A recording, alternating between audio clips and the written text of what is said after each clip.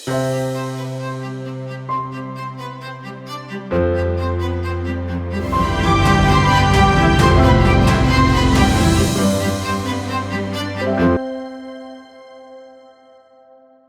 di CRB,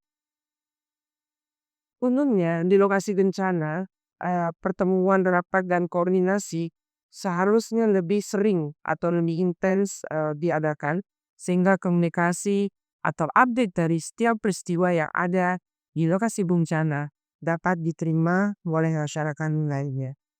Tadi telah dinyatakan bahwa fokus utama saat ini adalah normalisasi sungai. Mengapa normalisasi sungai itu harus segera dilakukan? Seperti yang kita lihat beberapa hari belakangan, jika curah hujan tinggi, air sungai itu bisa meluap dan kembali dan membanjiri rumah-rumah di masyarakat. Posisi tanah dengan bangunan sudah jauh lebih tinggi tanah dari bangunan. Hal ini sangat mengkhawatirkan dan kemungkinan untuk ada bencana susulan akan terjadi jika tidak segera dilakukan normalisasi sungai. Sekarang saya ingin kembali bertanya kepada Vina. Dalam pertemuan BNPB kemarin, selain normalisasi sungai, irigasi dan perairan sawah, apalagi yang disampaikan dan mendapatkan jawaban seperti apa dari Eros? BNPB juga menyampaikan pernyataan tetap bagi terdampak itu tidak ada lagi tentang harus dengan syarat bersyarat di tingkat tanah yang bebas dengan sertifikat tidak ada. Cuma dinyatakan dengan surat pernyataan hibah hibah. Nah, hibah cukup dengan hibah sudah bisa dibangun hunian tetap untuk para korban. Dibahas tidak? Kalau tidak ada hibah itu apa solusinya? Surat pernyataan ini mama menghibahkan. Ini menarik sekali ya, karena pertanahan di ranah Nimang itu tentu ada kaitan-kaitan sangkutan dengan adat. Dengan memberikan kuasa oleh nenek mama untuk bisa memakai lahan tanahan yang akan dipakai sebagai hunian tanpa membicarakan indangan lagi. Jadi memberikan surat apa namanya? Apakah ya menyerahkan apa? Selain itu apa lagi yang dijelaskan? Yang dijelaskan akan mendirikan MCK. MCK termasuk tank ya, satu tank. Yang khusus rumah yang terdapat di sepanjang pinggiran sungai. Karena saat ini kan irigasi mati, putus total. Itu perumahan itu kan macet apa ya?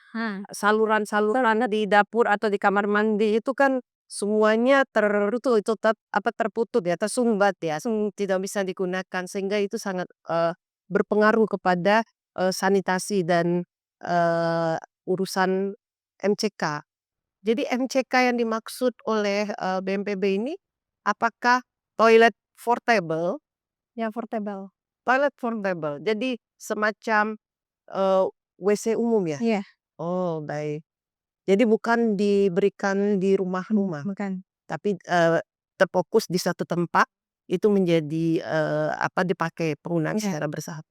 Bagaimana dengan bangunan atau fasilitas umum atau gedung sekolah, ya, puskesmas, rumah ibadah misalnya. Kita tahu bahwa 2 masjid di Muara Pinggai ini tidak terdampak ya, tidak kena gitu. Tapi ada beberapa surau yang sempat terendam banjir. Apakah ada perbaikan dari kerusakan-kerusakan itu? Ya, pemerintahan pusat kemarin cuma menyarankan dan memerintahkan kepada dinas terkait untuk segera ditindaklanjuti. Hanya instruksi untuk segera ditindaklanjuti. Lalu bagaimana dengan infrastruktur lainnya? Seperti jembatan misalnya? Seperti puskesmas atau fasilitas umum yang biasa digunakan oleh masyarakat? Itu juga diserahkan kepada siapa? Pada pemerintah daerah saya. Pemerintahan daerah. Baik. Berarti itu sudah sampai sehingga hal-hal yang dikeluhkan oleh warga dan masyarakat di Nagari Muara Pinggai sudah terakomodir. Tinggal bagaimana proses realisasi yang seharusnya segera dilakukan agar Muara Pinggai terlepas dari persoalan-persoalan seperti MCK ya, seperti kesulitan untuk proses belajar mengajar karena kehilangan kelas itu. Tapi dalam suasana liburan seperti ini masih ada waktu untuk memperbaikinya. Baik, saya sekarang kembali ke Nel. Eee, Nel dan kawan-kawannya, perempuan-perempuan tangguh lainnya, kita berkumpul sekitar 30 sampai 50 orang perempuan yang mempunyai komitmen untuk, eee, mencari ya, pendapatan atau tambahan ekonomi sebagai penguatan ekonomi keluarga. Ada, inisiatif membangun gerakan ekonomi inklusif. Saya akan bertanya kepada Inel, bagaimana teman-teman, perempuan-perempuan di negeri Muara Pingai ini, supaya bangkit rasa percaya dirinya, kembali bisa beraktivitas, ada yang pergi, ke pasar untuk, menggaleh, ya berjualan, kemudian ada yang, kembali mencari, ternak ya, melakukan peternakan seperti itik, ayam, atau bahkan ada lele. Saya ingin tanya, apakah rencana untuk kembali membudidayakan lele, ternak lele itu, dianggap memiliki potensi atau harapan bagi ibu-ibu di Muara Pengen? Oh, kalau menurut, saya itu sangat menarik, Bu, biar bisa menambah, ekonomi untuk, kita khususnya untuk di Morobengai tadi. Sebelumnya belum ada yang kayak gini rencana yang kayak gini belum ada. Kami sangat berterima kasih kepada beserta teman-teman yang telah, membantu kami, ternyata kami bukan sendiri. Dan, mengucapkan banyak terima kasih kepada, RT yang telah, membantu kami juga di sini. Dan kami sangat terbantu dengan kedatangan, bersama teman-teman di sini karena telah memberi, peluang sangat besar kepada kami, terutama kepada ibu-ibu. Terutama sekali mengelola, lele, ada mengelola ikan ikan bilik, ada kue-kue, dan tikar dan juga yang lain-lain, Dan kami sangat berterima kasih kepada yang teman-teman yang telah memberi peluang, besar pada kami. Saya kembali kepada, bagaimana harapan para, perempuan-perempuan tangguh di negeri Muara Pingai ketika mendengar biasanya perempuan di, Sumatera Barat itu sebagai penunggu dari harta pusaka atau warisan dari, keluarganya, dari ibu maupun dari nenek-nenek, sebelumnya.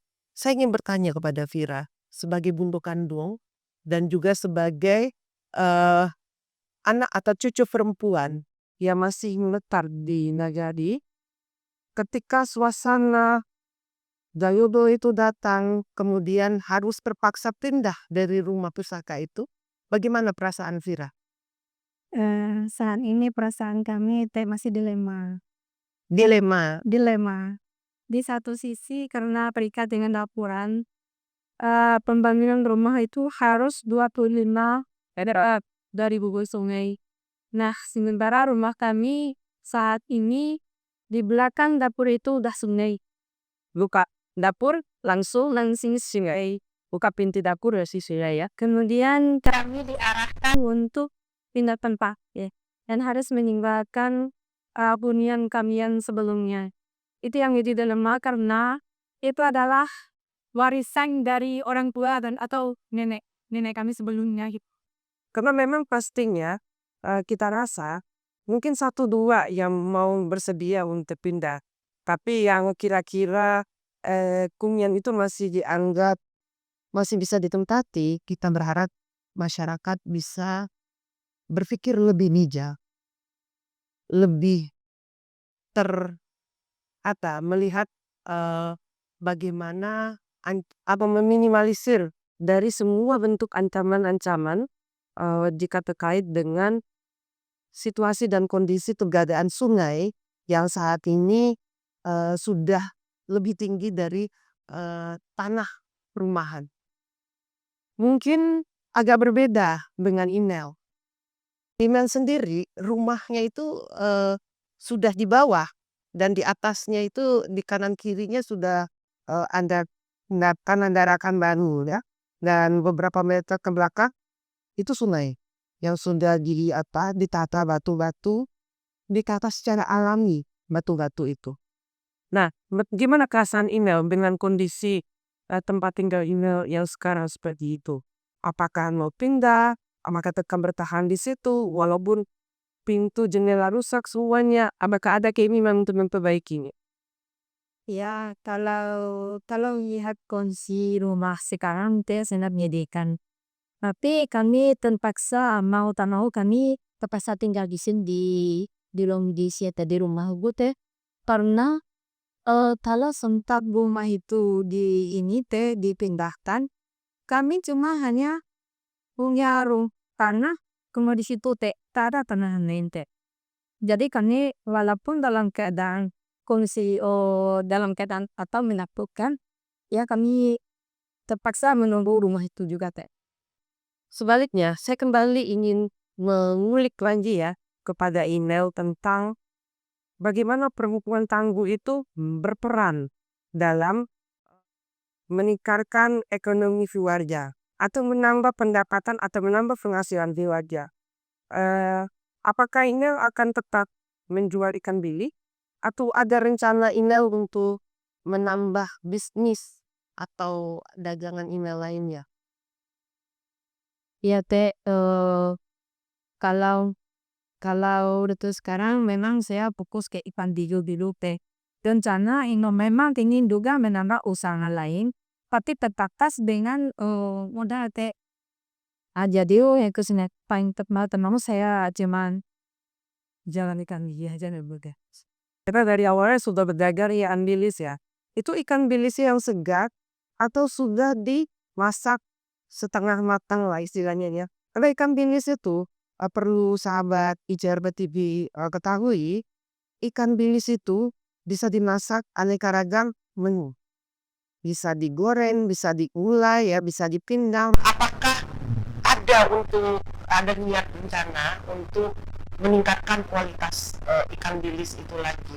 Misalnya dikirim ke mana saja. Selama ini email berjualan, apa orang datang ke email berpesan atau email cukup berdagang di pasar? Kalau untuk jualan di pasar juga saya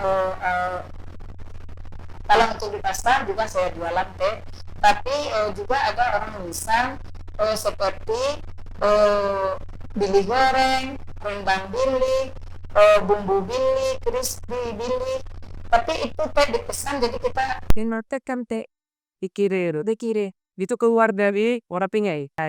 Ini menarik. Kenapa ikan bilis? Ikan bilis ini adalah ikan yang hanya ada di Danau Singkawang. Tekstur dari bilis itu berbeda dengan ikan-ikan danau lainnya. Ikan bilis ini memang dia hadir itu musiman. Baik sahabat ICRB TV, dalam peringatan Hari Ibu, bagaimana kekuatan perempuan untuk bangkit dan kondisi bencana yang dunia korban mungkin sekarang sudah antas disebut sebagai penyintas. Bagaimana dengan kondisi seperti ini, maka para ibu-ibu ini harus memikirkan dengan bijak langkah-langkah ke depannya. Di Muara Pingai telah terbentuk 7 kelompok ibu-ibu, masing-masing kelompok ada 7 anggota yang memilih beberapa item yang ditawarkan sesuai dengan kearifan lokal. Yang pertama adalah tikar pandan. Tikar-tikar pandan yang cantik yang bisa dikenalkan, dipublikasikan, disosialisasikan sebagai kerajinan tangan turun-temurun nenek moyang dari Muara Pingai. Di tangan saya ini adalah sebuah karya tikar pandan yang diberi celupan warna. Sangat indah dan sangat lentur. Ini adalah karya para perempuan di Muara Pingai yang sudah berumur tentunya. Dikhawatirkan jika ini tidak dijaga atau diturunkan pada generasi berikutnya, karya ini jadi punah. Muara Pingei sangat dikenal dengan karya membuat tikar pandan. Dan kisah tikar pandan ini sangat erat dengan adat tradisi budaya di Sumatera Barat, khususnya di Muara Pingei. Di mana tikar pandan ini adalah alas untuk duduk para nini mama. Tamu-tamu penting ya, tamu khusus ya, di rumah gadang dari milik suku kaum manapun. Dan ini harganya pun sangat relatif. Uniknya, jika sahabat ICRP TV ingin lebih tahu lebih jauh, kita itu membeli tidak berdasarkan meter yang sama. Ini sangat relatif karena disesuaikan dengan ukuran rumah.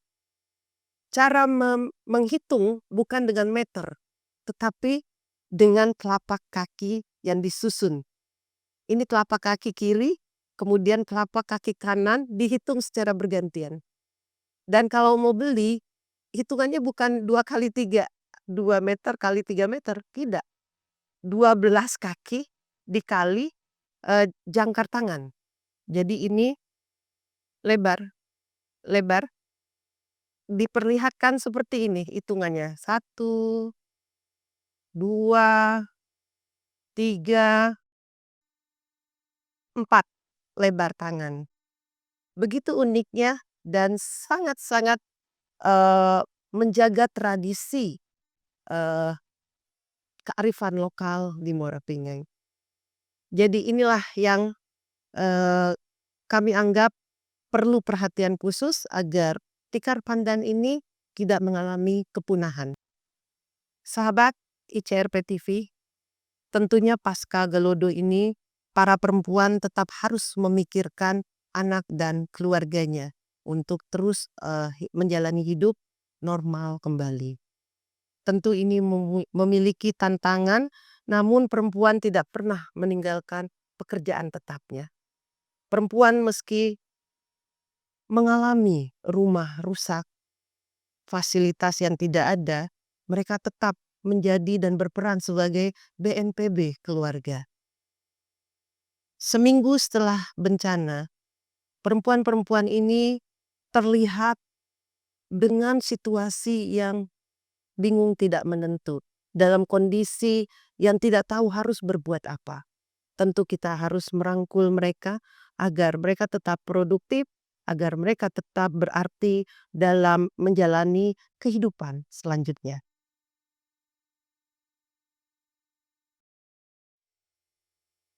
ICRP mengadakan 2 kali pertemuan sebagai forum curhat di kalangan ibu-ibu atau perempuan-perempuan di Nagari Muara Pingei. Dari pertemuan tersebut, kami menampung inspirasi dari masyarakat untuk bagaimana bisa kembali beraktivitas, kembali mengerjakan yang selama ini mereka sudah jalani seperti biasa. Untuk itu, di Hari Ibu ini kita patut memberikan apresiasi kepada perempuan-perempuan tangguh di negeri Muara Pingei karena masih menjaga semangat dan mempunyai keinginan untuk tetap bertahan walaupun dalam situasi berat pasca bencana. Demikian, kami berharap dukungan dari sahabat ICRP TV untuk selalu kepada mereka masyarakat Muara Pingei. Terima kasih.